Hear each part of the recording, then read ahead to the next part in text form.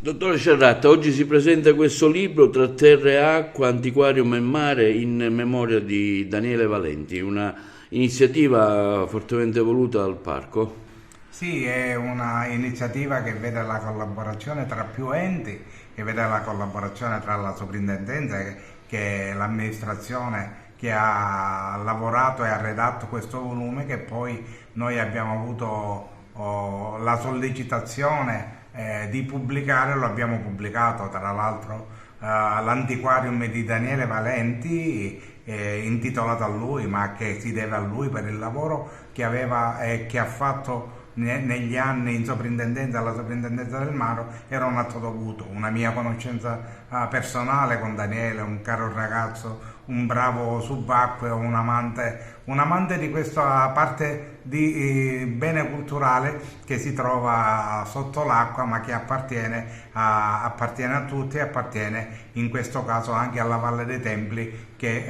con la quale vi è stata subito una condivisione, e oggi presentiamo il volume che abbiamo stampato, e devo dire di essere felice di avere contribuito alla realizzazione di questa attività e di avere comunque in Valle dei Templi un antiquarium aperto che aumenta la offerta della conoscenza del mondo culturale, in questo caso del mondo culturale che viene dall'acqua. Abbiamo, io ma con tanti altri colleghi, abbiamo voluto rendere omaggio ad un amico,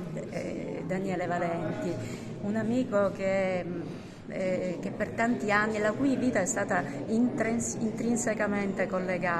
legata profondamente al mare. E già negli anni 80, alla fine, nella seconda metà degli anni 80, Daniele Valenti, presso la soprintendenza di Agrigento, con un suo amico, con Luigi Bisulca, hanno di fatto creato una piccola sezione di archeologia marina presso la soprintendenza, con la direzione del soprintendente Graziella Fiorentini. E già da quegli anni Daniele ha studiato e tutelato con le sue relazioni, con le sue carte archeologiche che ha elaborato e che sono tutt'oggi uno strumento fondamentale di lavoro. Quindi abbiamo con questo volume, io e tutti coloro che vi hanno collaborato e partecipato attivamente ma con un coinvolgimento emotivo importante, e vogliamo dedicare appunto questo momento alla sua memoria. Luigi, ecco, tu sei stato tra gli autori di questo libro e hai effettivamente collaborato alla sua stesura con diverse foto, ma sei stato uno che ha lavorato sul campo raccogliendo anche i reperti che sono in mare, archeologici e non. Sì, è stata una bellissima iniziativa. Io, quando la dottoressa Gulli mi ha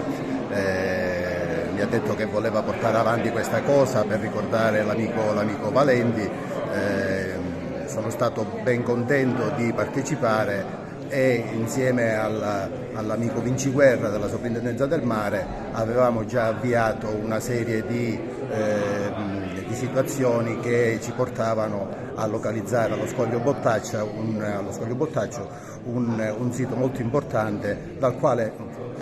poi abbiamo avuto modo di poter prendere dei reperti molto significativi, come per esempio la campana del Vascello, che ora è esposta all'Antiquarium del Mare dedicato a Daniele Valenti. Per cui ben vengano queste iniziative in futuro, sperando sempre di trovare la giusta corrispondenza, il giusto supporto da parte delle amministrazioni competenti. E sono qui con grande piacere, invitato dall'Ente Parco, proprio per presentare una relazione a corollario della presentazione del libro di Valenti. E quello di cui tratterò sarà proprio l'aspetto nautico, cioè quello che riguarda un po' la marineria antica attraverso una lettura di carattere storico, archeologico, etnografico. In Sicilia avete un patrimonio etnografico straordinario per quanto riguarda la marineria, purtroppo in grande parte perduto, e quindi è anche un'occasione per poter rivitalizzare e rivalorizzare un po' questo patrimonio straordinario che ha caratterizzato un po' la storia poi dell'isola. E quindi parleremo di tecniche di navigazione in un rapporto tra quello che era l'antichità, quello che ci dicono le fonti, che ci dice l'iconografia, che ci dicono anche i relitti per qualche aspetto, e quello che invece è rimasto nella tradizione marinaresca. Scopriremo come molti elementi tradizionali in realtà sono di diretta tradizione antica, quindi quello che noi potevamo conoscere fino ai primi decenni del Novecento in realtà è un mondo antico, è quello che rimane di un mondo antico che oggi invece è completamente scomparso. Ecco. Agrigento sotto questo aspetto ha tante risorse, tante riserve, insomma ci sono diversi fiumi, corsi acqua, insomma hanno segnato un po' la storia degli antichi greci e romani, no? Certo, e poi c'è il fatto importantissimo di questo porto, cioè soprattutto grazie agli studi della dottoressa Caminneci, che ha messo in evidenza l'importanza di quest'area lagunare esaurita, che è esaurita però tuttora attraversata dai corsi d'acqua, che rappresentava sicuramente il bacino portuale di una città che non poteva certamente prescindere dall'esistenza di un porto in prossimità dell'Acropoli. Quindi è anche l'occasione per ridare, attraverso anche progetti nuovi che vogliono valorizzare proprio la foce, l'area di foce, quindi l'area di approdo, per dare una spiegazione, diciamo, completa alla storia di questa straordinaria città, che altrimenti rimarrebbe un po' quasi calata, no? In un ambiente che